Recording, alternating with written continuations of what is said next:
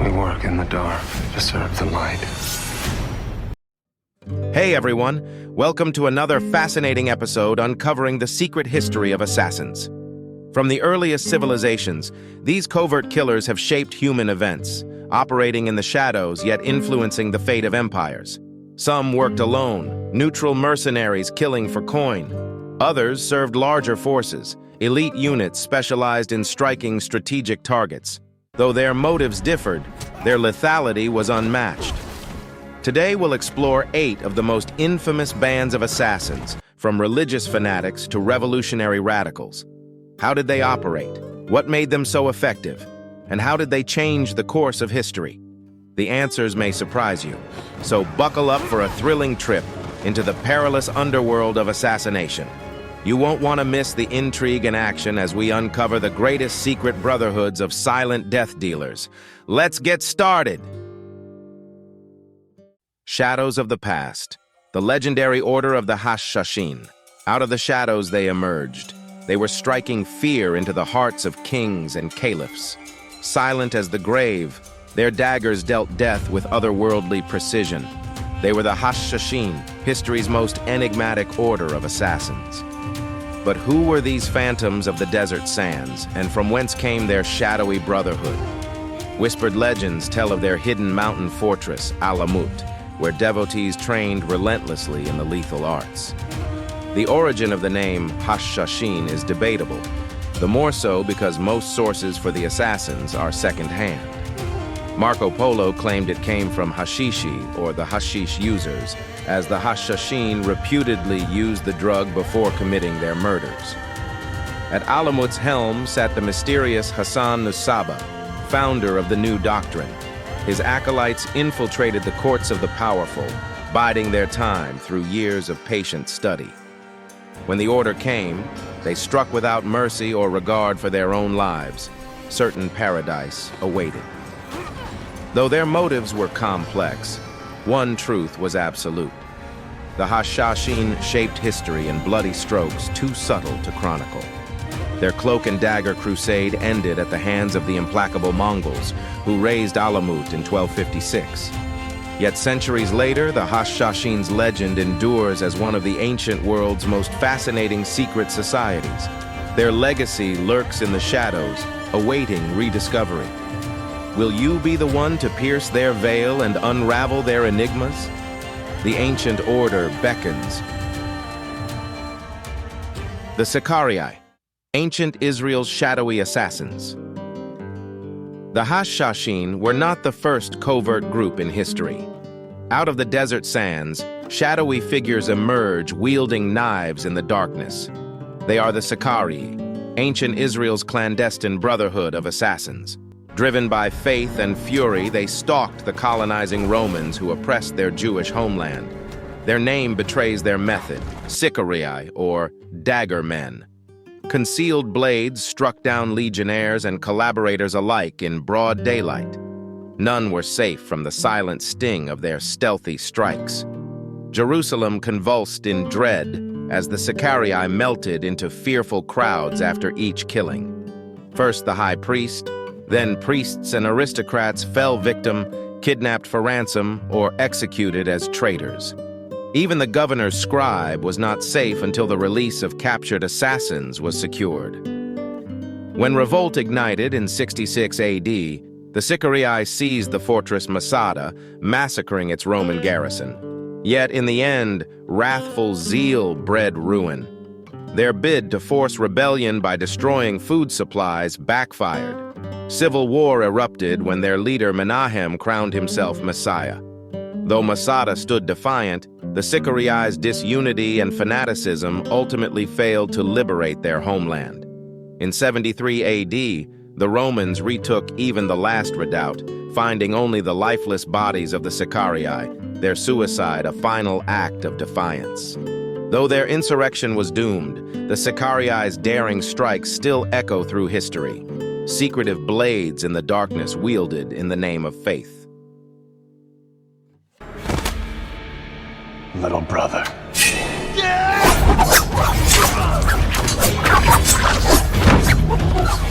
Shinobi, Japan's secret warriors. From the shadows they come, wraiths of the Japanese night, silent stalkers, masters of stealth and subterfuge, the legendary Shinobi, from the Japanese to steal away or to hide, known in the West as ninja. Though their origins are murky, by medieval Japan their clans had perfected the shadowy arts.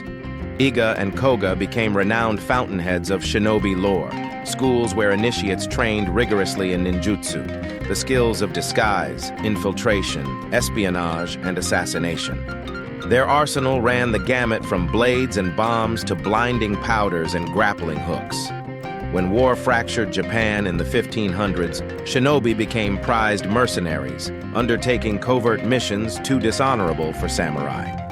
Most famously, during the 1637 Shimabara Rebellion, Koga shinobi slipped nightly into the Christian rebels' castle, gathering intelligence and sabotaging its defenses until it fell.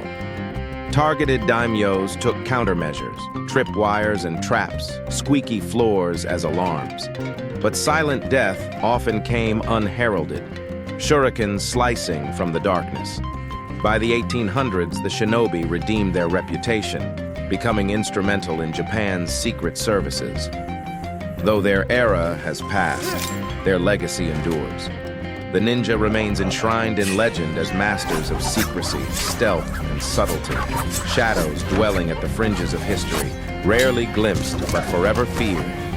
Silent they came, and silent they vanished, like ghosts. But their secrets glimmer still for those bold enough to seek them in the darkness.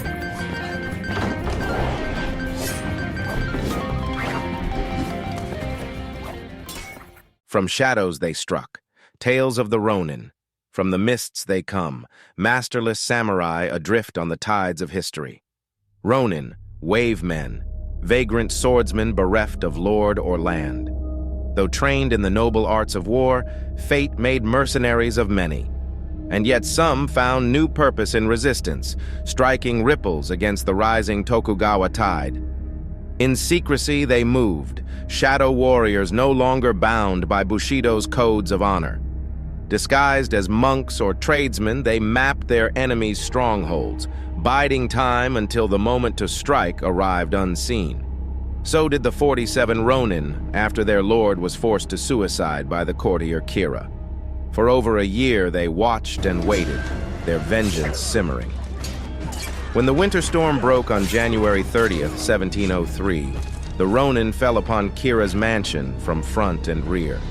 They cut down his retainers until the cowardly courtier was cornered and forced to take his own life in atonement. Their own lives they willingly sacrificed, honorable suicide to rejoin their lord. Though oath-breakers, the 47 is still revered for staying true to Bushido in spirit, if not law. For Ronin were more than masterless men. In their unrestrained freedom there lurked a ribald ruthlessness, a current that could not be contained when honor called for blood. From shadow they came, ripples swelling to a tide, reminders that the way of the warrior answers only to the heart. The sacred band of Thebes. From the bloodied dust of Thebes arose an elite brotherhood bound by spear and eros, the sacred band. Forged in the fires of liberation, 300 chosen pairs, lovers hand-picked for valor's sake. None would shame themselves in their beloved's eyes. Together they would conquer or fall. So they proved at Tagira, boldly rushing forth, audacious assassins targeting Spartan leaders. Outnumbered but undaunted, they sowed chaos and won the day, shattering the myth of Spartan invincibility. Again at Leuctra, their shock tactics triumphed, changing history's course. For generations, Hellas quailed and paid them honor, their phalanx enshrined, admired, and feared, the finest focused fury Hellas had bred, unbeaten, until Cheronea, where Macedon's young prince at last entrapped and overwhelmed them. Yet still they stood shoulder to shoulder, true to the last. In death ennobled, the sacred band passed into legend, exemplars of Arate's creed. Bonded unto glory by ties nearer than brotherhood, they showed the heights love's fire could forge. No accolade was needed, but the tears of those who mourned them. All Hellas wept at Chaeronea, bereft of its finest.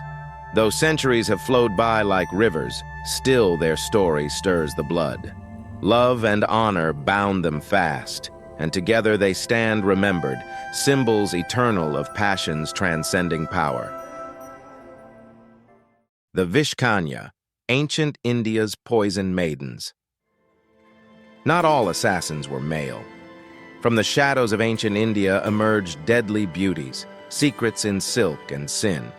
Vishkanya, poison girls, trained in the lethal arts, their loveliness a lethal lure. Created by emperors to undermine enemies, they were weapons honed from the feminine, beauty concealing deadly purpose. In childhood plucked from poverty, the chosen endured years ingesting measured poison until their immune bodies transformed into toxic temples. Weakness perished. Only the strongest survived to fulfill their venomous vows. Dispatched politely as courtesans, in truth, they lived but to kill. Legend claimed their very touch brought death, so famed was their flawless skill.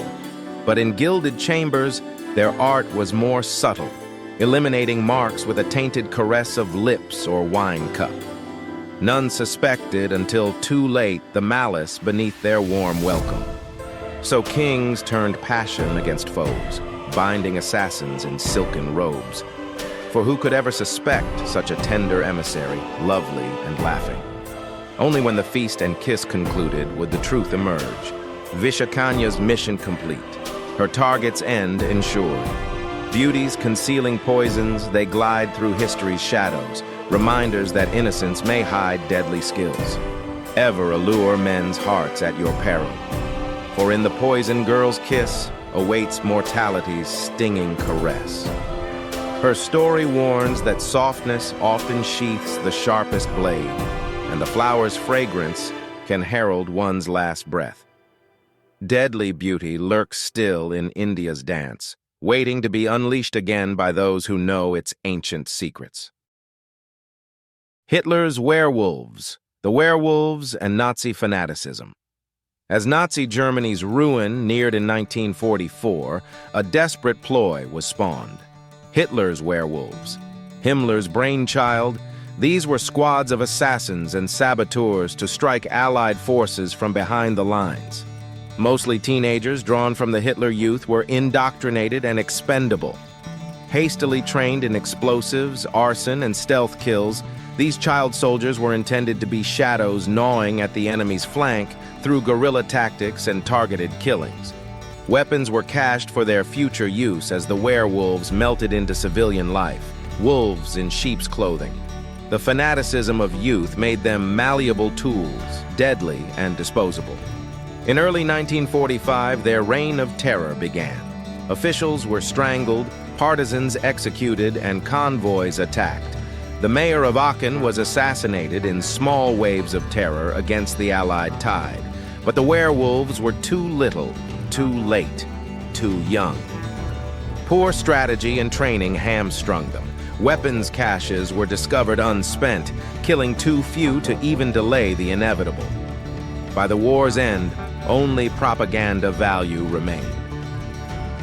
The Third Reich's final gambit had failed. Yet the werewolves' tragic tale lingers as a warning. Children were weaponized by dogma's madness, robbed of youth, and turned into monsters. Indoctrinated innocents, expended for desperate ends by cynical regimes. The wages of totalitarianism is this very corruption, erasing conscience and mercy from society's future shepherds. So remember the werewolves and guard against any pack reborn. Because fanaticism feeds best on ardent, pliable minds. And those who most eagerly defend such tyranny may not yet fully comprehend its moral vacancy. Teach them well, lest darkness descends again.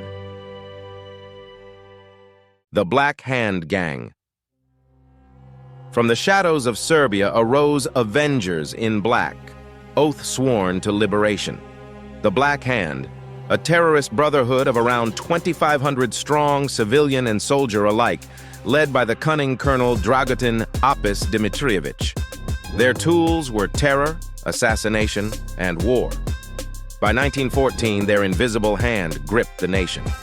Officials cowed by threats, the Archduke Franz Ferdinand marked for death. Remove him, and revolution would ignite. 3 youths were smuggled into Sarajevo. The motorcade route was secured, the trap set. At first, their strikes failed, the cars rushing by.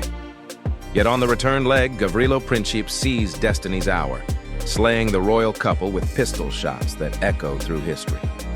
Retribution came swiftly, Austria demanding the assassins for trial. Serbia refused, and the Black Hands' planned war began. But the flames spread further than they envisioned, consuming all of Europe within 2 years. The First World War ignited by the schemes of Apis and his zealous killers. So even in success, terror bears unintended fruit. For violence fans, wider violence until all control is lost amidst the smoke and ruin. By war's end, old empires fell and millions perished for one nation's dream. Always this, the terrorists' paradox. High ideals drowned in blood, ambitions twisted into horrors beyond imagination. Of such bruising roads to hell is zealotry paved. Never do its factions grasp the scale of carnage their fiery hands will ultimately reap. Now that you've seen this video, I'd love to hear your thoughts. Please leave a comment below sharing your opinions, reactions, or any feedback you may have. Thanks for watching.